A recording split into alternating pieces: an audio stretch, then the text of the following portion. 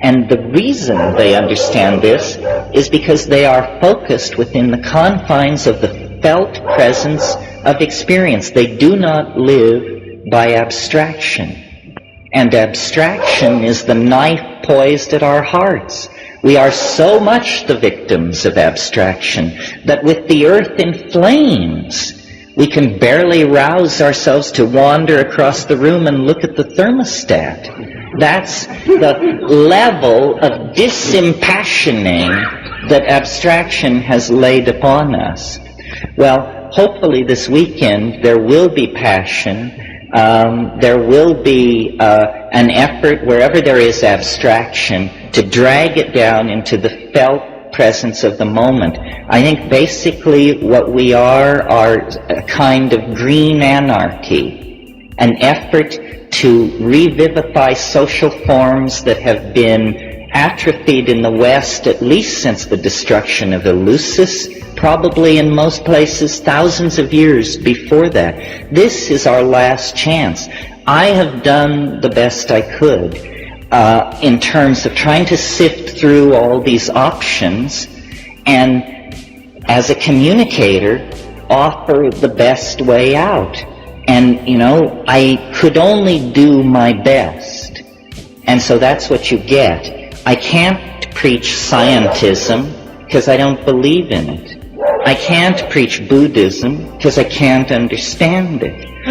The only thing I can preach is the felt presence of immediate experience, which for me came through the psychedelics, which are not drugs, but plants. It's a perversion of language to try and derail this thing into talk of drugs.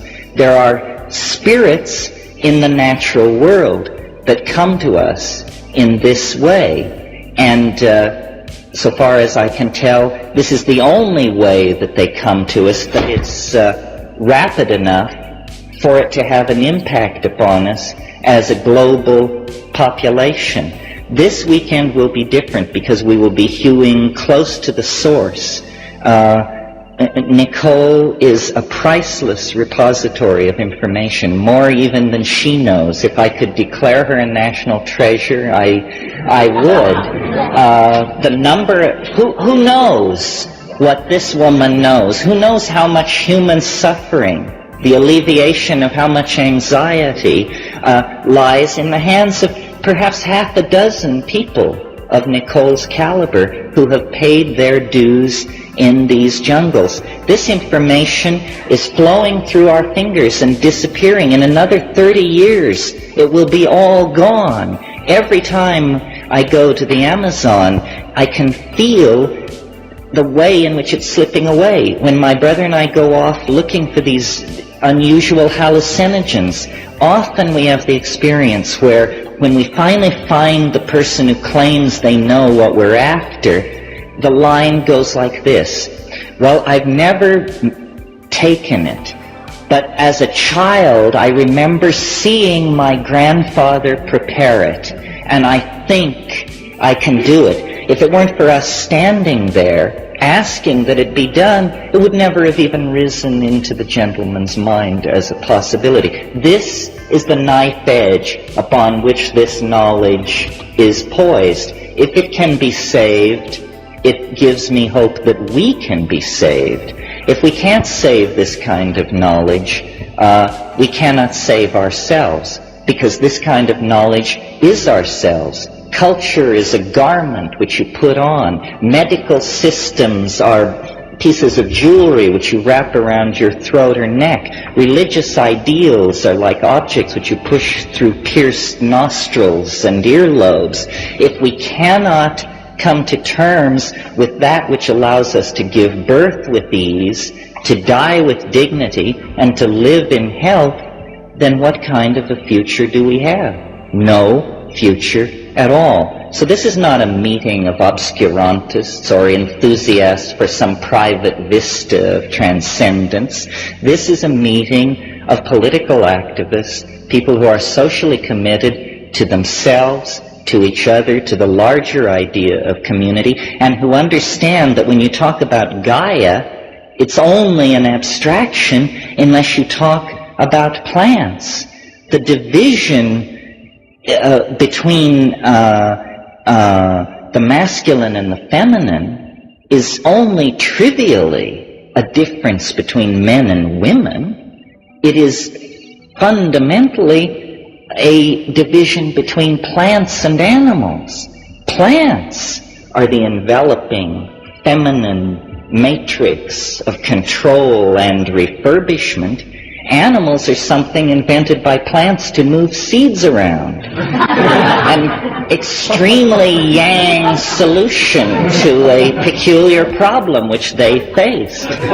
So the archaic revival, if it means anything, it means reconnecting the Gaian mind, which is a vegetable mind, a feminine, enfolding, boundary-dissolving, planetary mind that is not an abstraction, not a stereotype, not something used to create hortatory propaganda, but a living, breathing reality, a reality which is the only thing which stands between us and Armageddon. History is a kind of horrified realization that something has been lost, that there is an itch hard to scratch in the civilized context, that we have, out of fear, really descended into patterns of domination of each other, of the environment, of our children, of our social relations with exogamous groups. We have descended into a dominator pattern that is basically based on clutching, on fear. And I'm sure most of you have heard me argue that this is the consequence of ceasing basically to do enough hallucinogens in the diet. That, in fact, what human beings were flirting with over many, many tens of millennia, let's say from 100,000 years ago to 15,000 years ago, human beings were in a flirtatious situation with a symbiotic relationship with this mind resident in vegetable nature. Now, you all know that what classic symbiosis is in biology. It's where, let's take the example of the little fish who lives in the sea anemone, and big fish don't bother it. It gains protection. The sea anemone gains access to larger prey, which come to investigate the little fish. That kind of symbiosis is genetically locked in. And if you take the little fish away from the anemone and put it, let us say, in an aquarium without anemones, it doesn't die. It doesn't go into an immediate physiological crisis. No, what happens is it simply has a low body weight and a short lifespan. In other words, it is under stress. And I believe, I hope I'm not deluding myself, but I believe that the lost secret of human emergence, the undefined catalyst that took a very bright monkey and turned that species into a tormented, self-reflecting poet-dreamer, that catalyst has to be sought in these tertiary alkaloids in the food chain that were catalyzing higher states of intellectual activity. And I've pointed out to you ad nauseum, I'm sure, the reciprocal feedback relationship that was working there in the case of the mushroom in the veldt situation in Africa. It was promoting at low doses visual acuity, which was feeding back into the hunting and gathering process, making those animals with this increased visual acuity more adaptively successful, hence more reproductively successful, hence they're outbreeding their competitors. at higher doses, psilocybin actually causes a generalized arousal, which includes sexual arousal. Again, it becomes a catalyst for increased reproductive success. More instances of copulation in a situation like that lead to more successful births of those into family structures where the alkaloid has been accepted into the food chain. Well, this would be only an obscure topic of interest to primatologists were it not for the fact that it is a crisis in consciousness which confronts us globally. Consciousness is the commodity that if we do not have enough of it, do not produce it fast enough, then the momentum of the processes we set in motion in our ignorance is going to sterilize the planet and do us all in. So we have to have consciousness. Well, then you look at the smorgasbord of ethnographic possibilities and you discover this institution of shamanism. It is the institution of planner, of visionary, of manager, of large system coordinator. That's what it's about. You call it magic on one level, you call it curing, you call it folk psychiatry, or weather prediction. Shamans have been involved in all of these things. But as Nicole made so eloquently the point last night, to these deep forest people, it is ordinary. It is ordinary. They live in a different cultural dimension than we do. Dimensions which to us are completely value dark are to them completely transparent. And dimensions which to us are extremely rich and complex, the inner world of the nucleus of the atom, let us say, are for them totally value dark. They don't even cognize the possibility of asking the question. But nevertheless, the specialization in these various domains is not something where one is as good as another. Consciousness is the domain of immediate experience. How are we going to save this planet? How are we going to take the lethal cascade of toxic, technological, and ignorance-producing habits that are loose on this planet and channel them toward some kind of a sane and livable world? Well, the answer is emerging in culture out of the collectivity of global consciousness. It is what I call the archaic revival.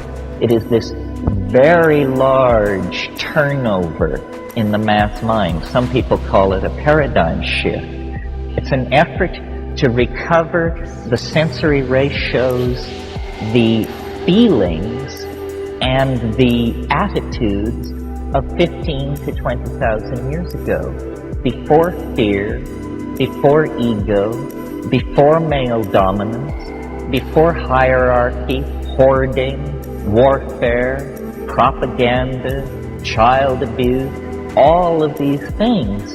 And the answer lies, as was indicated last night, in integration into the dynamics of nature.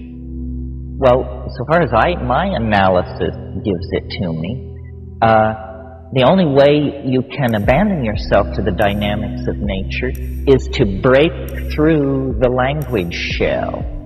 You must cut through the aura of programming and cultural assumption that surround us from the moment we are able to speak. The only way this can be done is by dissolving the boundaries of ego. Ego is a structure that is erected by a neurotic individual who is a member of a neurotic culture against the facts of the matter. And culture, which we put on like an overcoat, culture is the collectivized consensus about what sort of neurotic behaviors are acceptable. Now, I don't know, so you see, what I see going on in the Amazon is a very radical psycholytic therapy, where they are dissolving, literally dissolving the boundaries of self, culture, and ego assumption. And then what you discover is not the white light, or what William James called the blooming, buzzing confusion, although in the first few minutes it can be like that. But what you really discover is sentient, organized, living, loving nature. That nature is a force. Nature is a mind, a personality, organized with intentionality, organized with feeling, humor, grace, and conviction. And if you can get right with that conviction, then that's the secret of dancing in the waterfall. That's the secret of the shaman's apparent transcendence of the rules of mundane statistics. Because that is what it is. The shaman doesn't violate physics. He or she simply knows how to push the improbable to its greatest extent. And in Eastern philosophy, this is called the Tao. Abandonment to the flow, fitting of the small pattern into the larger pattern. Well, I think these things are very important, because I think that psychology, psychiatry, psychoanalysis, it's a good idea, but it will never reach any kind of operational effectiveness until we look to these native healers all over the world and study their methods. And their methods are chemical and personal. It's a combination of care, attention, intention, and chemistry that allows consciousness to be made malleable and then recast in other form. So I find myself this weekend explaining myself. That's what I feel like I'm doing. Why does someone who extols the self-transforming elf machines of the DMT space also claim to be a conservationist, also, have a mathematical dog and poodle show? Well, it's because all of these things emerge out of the concrescence of consciousness, its intention toward its own transformation. Nature is the answer. It's not enough to be like Wordsworth. It's not enough to, this is not, Mao Zedong said the revolution is not a dinner party. And certainly the ecological revolution is not a dinner party. Poetic sensitivity to the death of the planet is not what we're striving for here.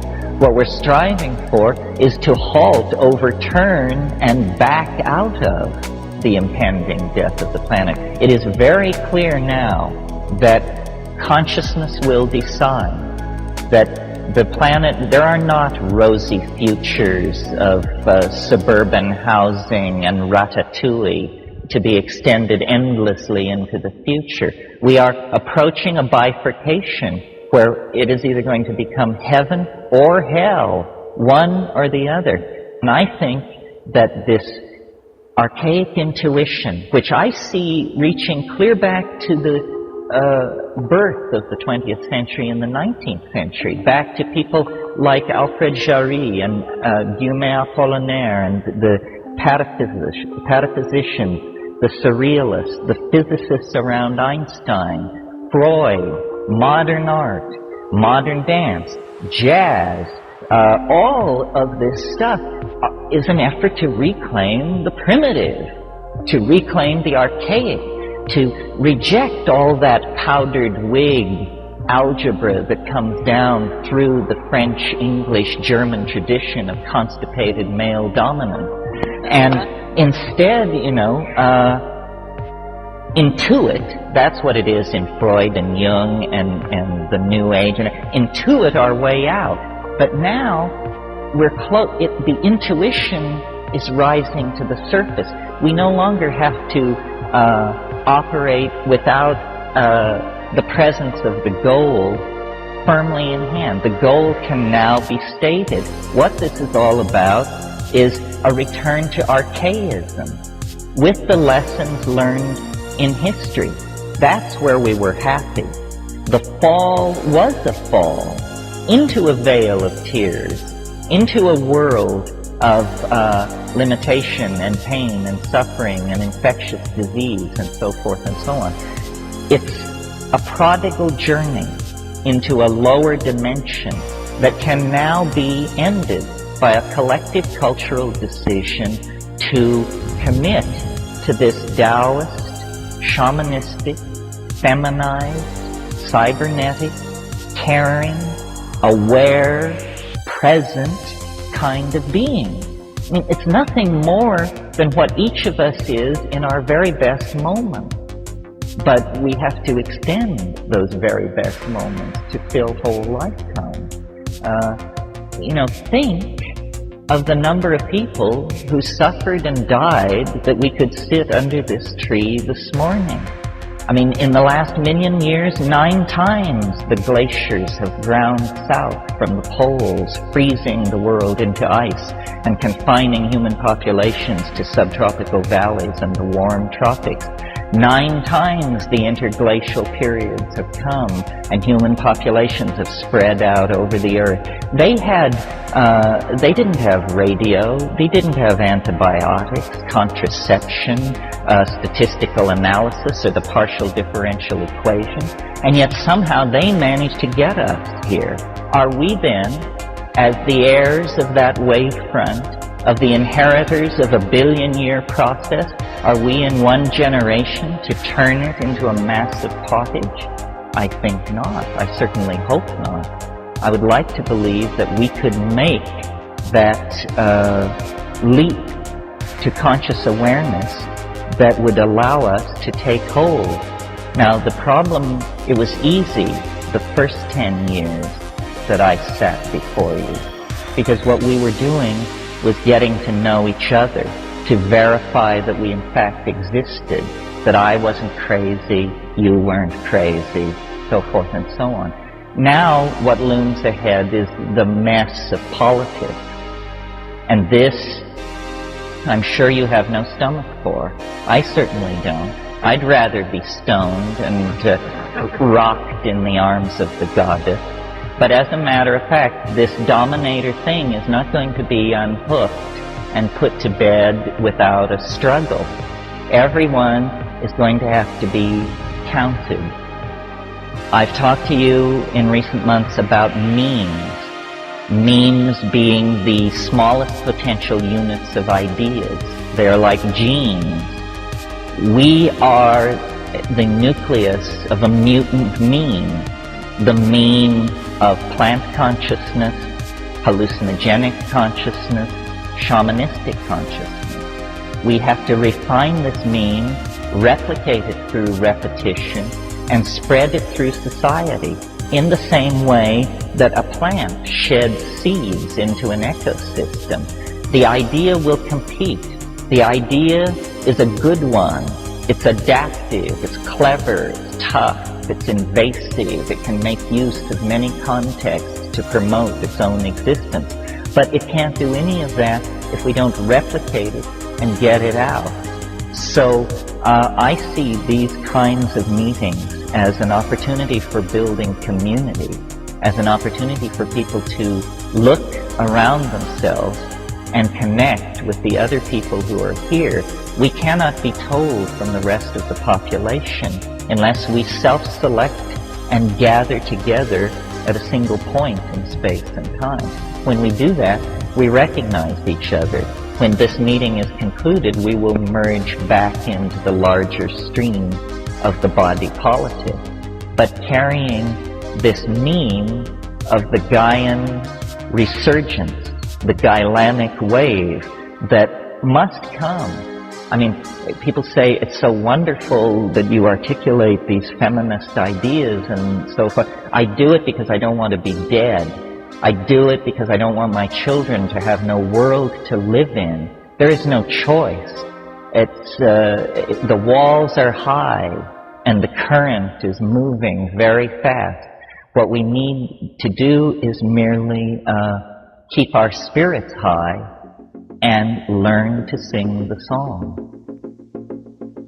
My friend Ralph Abraham is a proponent of this school of mathematics called chaotic attractors or dynamics. And this is the notion that many processes are not pushed from behind by the momentum of casuistry, as in the ordinary Newtonian model of process, but that there are what he calls attractors, or basins of attraction. And these are things which lead processes forward. For instance, a somewhat trivial example would be if we had a large bowl and a marble, and every time we released the marble up near the rim of the bowl, we would notice that it unfailingly rolled to the bottom of the bowl and located itself somewhere near the center of the bottom of the bowl. We could say that the bottom of the bowl acts as a basin of attraction for the marble. In other words, the marble finds its most, that its energy state is most at equilibrium when it locates itself in the trough of the bowl. So there is a way of analyzing processes to see them as though they were led rather than pushed. And I think it's fruitful to see human history this way. You see, what we deny as a culture of materialist, positivist, reductionists, is the presence of spirit in the world, in ourselves, or in nature. And so Western science is very concerned to deny what is called telos. Telos is the Greek term for purpose. Purpose. The same idea as the attractor that I was trying. If you have a target, if you're driving a car toward a goal, the goal is your telos. It decides how you will steer the car. Well, it has been for the past 150 years extremely fashionable in sociology and biology, because of Darwin, to deny telos in nature. To say that, any apparent order in nature is made up of the disorder of random mutation meeting the disorder of natural selective processes, and these two streams of converging disorder create a kind of apparent or virtual order, which is an illusion. This is the orthodox theory. And when you take this Darwinism and put it into historical theory of human processes in time, you get the modern position in academic philosophy about history, which is that it is, and the official phrase is, trendlessly fluctuating. That's what we are asked to believe we are embedded in, a 10,000-year-old process of trendless fluctuation. In mathematics, this is called a random walk. It means you just go over here a few steps, and then you go this way, and then you go back. You're like a drunk, lurching around in this space. And this is the highest vision of human purpose that the reductionist vision can offer. Well, what the intuition of religion is, especially Western religion, and I wouldn't even bother to mention it, except that it also is the strong intuition of a lot of psychedelic experience, that there is some kind of attractor in the historical phase space. There is something which is drawing everything toward it. It's like a higher dimensional entity that casts an enormous shadow over the human landscape, so that, sitting around campfires 50,000 years ago, people felt this vague tug toward organization, order, cognitive activity, epigenetic activity. Epigenetic activity means coding stuff not in your genes, but in dance, gesture, ritual, and ultimately in clay and on paper and in electronic storage methods. This proliferation of complexity is a response to and an anticipation of this transcendental object at the end of the historical process. You see, if it weren't for our presence on this planet, even modern science at its present primitive state could give a fairly good accounting of what's going on, that out of complex polymers arose super complex polymers which were self-replicating, and that was life, and then you have an animal population. But the fly in the ointment of this rational model of reality is ourselves. We are clearly imbued with a higher dimension, which we call spirit, in a way that ordinary matter, when imbued with a higher dimension, is called life. In other words, we represent a different ontological level in the career of organization, because we hope, we despair, we plan, we remember, and we misremember. You know, we lie, we fabricate, we delude ourselves and other people. All of these things are uniquely human functions. Well, I think that shamanism, which is the focus of our concern here, is a kind of anticipating of the whole pattern. And that this is really the way to think about shamanism when thinking of it as a force that can steady and complete an individual human life. The shamans are not in history in the same way that we are. By having access to this higher dimension that they go to in their trance states and their states of intoxication, they gain a fractal overview on process, on life. I mean, after all, isn't that what we mean by wisdom? Wisdom is understanding how things really work, how they really work. Love affairs, the raising of children, the managing of corporations, the prosecution of wars. How do these things really work? Not the deluded and fumbling attempts of the proponents of this or that school, but a Taoistic insight into the actual appropriate dynamics of everything. Well, how do you gain that kind of an insight? The answer is, you must have a superior model. You must have a superior model. Now, if you believe, that the world is composed of 3 levels and they are held up on the back of a woman who sits on a giant tortoise who floats in space, this is a model of the universe. It can take you a certain distance. But what model of the universe can actually offer reassurance in all kinds of situations?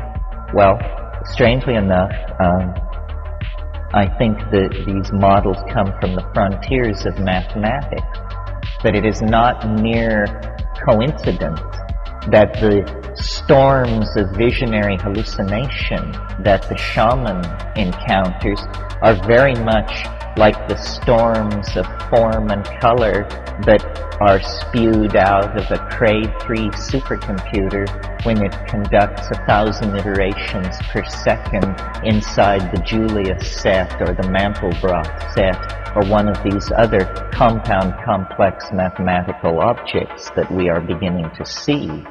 You see, mathematics up to this point has been a computational science because mathematicians used pencils and blackboards and chalk to describe their objects, and consequently an excruciatingly difficult vocabulary kept most people from appreciating what mathematics is about. Now, the computer is to modern mathematics like the telescope was to 16th century astronomy. The computer becomes a window into domains of hyper-complex computability that previously could barely even be conceived, but that now, at a rate of millions approaching billions of iterations per second, Ralph works on the MMPP machine, the multiple parallel processing machine at Goddard Space Flight Center. It does 800 megaflops per second, 800 million floating point decimal calculations per second. Well, you can dream dreams with a machine like that, and strangely enough, at the edge of the super technology of the dominator culture at Goddard Space Flight Center, with guys, high priests, standing around in white coats, when you get it up and running, what you see is what an ayahuasca shaman sees on a Saturday night in the Amazon. You see that you are navigating through a complex, higher dimensional phase space where, by varying the inputs of amplitude and frequency, in one case using an electronic box, in the other case using the human voice, you sing your way through a mathematical domain which is a higher resonance of reality. And you learn how the world really works, how things happen. Well, how the hell do they happen? Well, on the simplest level, they happen like this. They have a beginning, they have a middle, and then they die away as an oscillation, a damped oscillation. Now, this simple truth to which we all nod assent is in fact the hardest thing, the hardest swallow there is for the dominator ego and the dominator personality. Because what this simple truth says, things come into being, they achieve their inflorescence and they fade away, is, as Heraclitus put it, tantit rea, all flows. Nothing lasts. Nothing is saved. And this is, our glory and our agony. That, the people we love and the people we hate are swept away by time. Empires, dynasties, continents are swept away by time. And yet our search for security is cast in the dominated culture as a search for permanence. I want to buy a house. I'd like to get my trust fund functioning a little better. I'd like to pay off X, Y, and Z. A search for permanence. So what you do when you do that is you set yourself at war against the cosmos, which is a heroic stance if you're trying to produce Melvillian opera out of your life. Ahab says in Moby Dick, he's talking to his first mate Starbuck, who signifies Christian right reason, and he says, he's raving about going after the whale, and he says, we'll chase it over both sides of earth and round perdition's flame.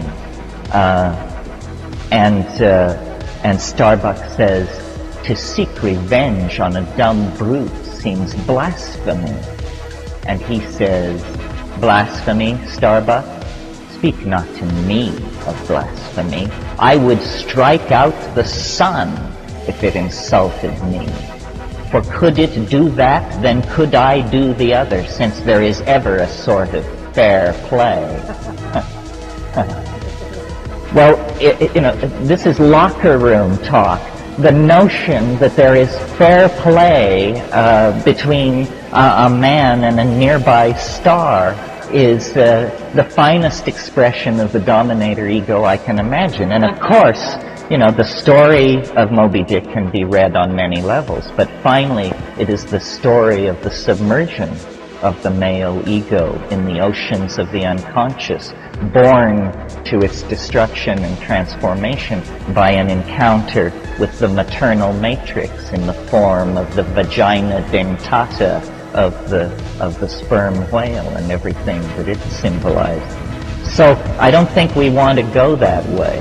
I don't think we want to set ourselves up as the crusaders for permanence. But that means softening to the fact of the flow and of the impermanence.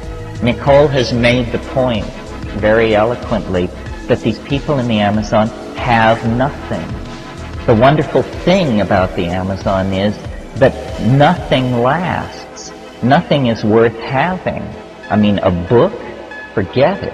Clothing, houses, everything is just swept away by the incessant recycling of material. So all that is permanent are values, personality, strength, honesty, decency, dignity. These are things which can be erected against the flow and have some hope of permanence.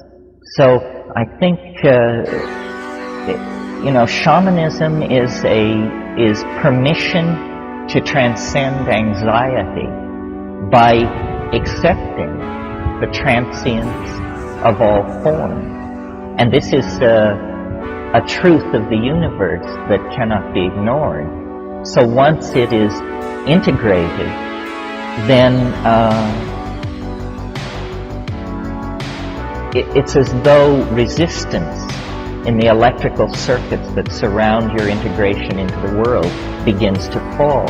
You accept that the present moment is the richest apex of being, that on the downside back into the past, it shades off into memory and its vagaries.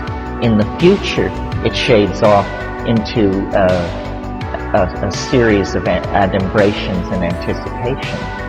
I think that the shamans gain this tremendous authenticity that you feel in their presence, the good one, because they have seen the end. They have a model of how process happens, and so they don't push and they don't clutch, and then energy flows through them. And our civilization has to learn this. I think I said at one point in this weekend, only Gorbachev is taking the position that we did it wrong and that we need to deconstruct. And yet every society did it wrong. We all did it wrong.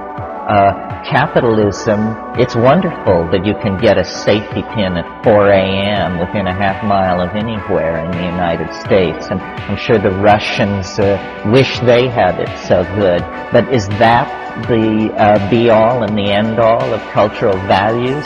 That you can walk the fluorescent lit aisles of Kmart and congratulate yourself that whether it be gas can, sanitary napkin, or whatever, it's there waiting for you. I don't think so. I think that we have built in the termination of our world just as surely as the Marxist world built in a tripwire into its social mechanism. It's just that we're going to have to pay the piper more downstream.